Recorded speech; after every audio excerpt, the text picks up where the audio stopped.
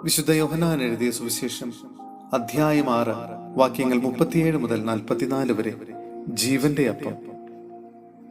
പിതാവ് എനിക്ക് നൽകുന്നവരെല്ലാം എന്റെ അടുത്തു വരും.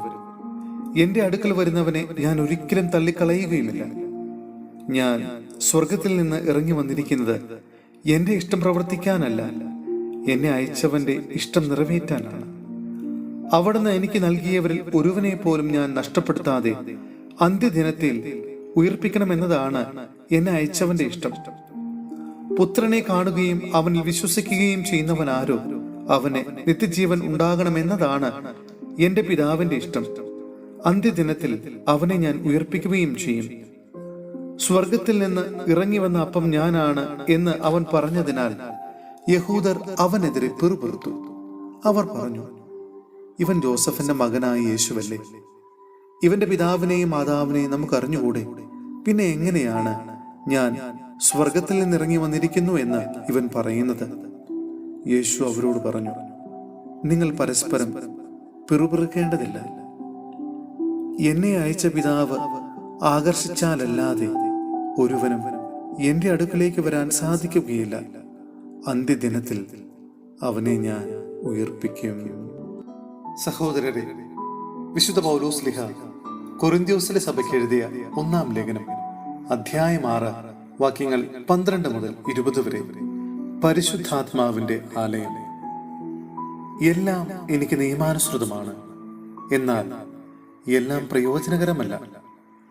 എല്ലാം എനിക്ക് നിയമാനുസൃതമാണ്, എന്നാൽ ഒന്നും എന്നെ അടിമപ്പെടുത്താൻ ഞാൻ സമ്മതിക്കുകയില്ല.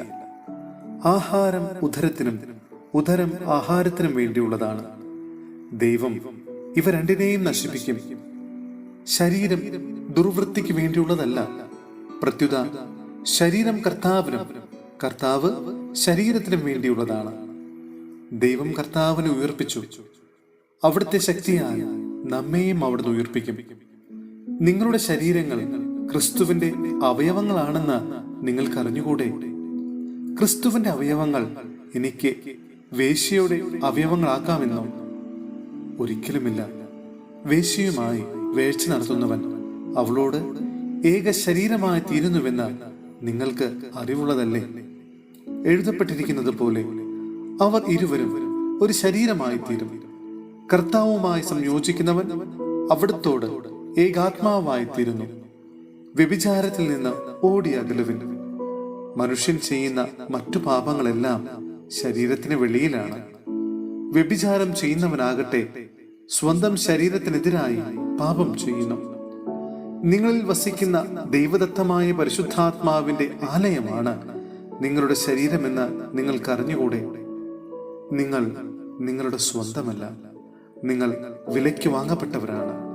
ആകയാൽ നിങ്ങളുടെ ശരീരത്തിൽ ദൈവത്തെ മഹത്വപ്പെടുത്തുവിൻ.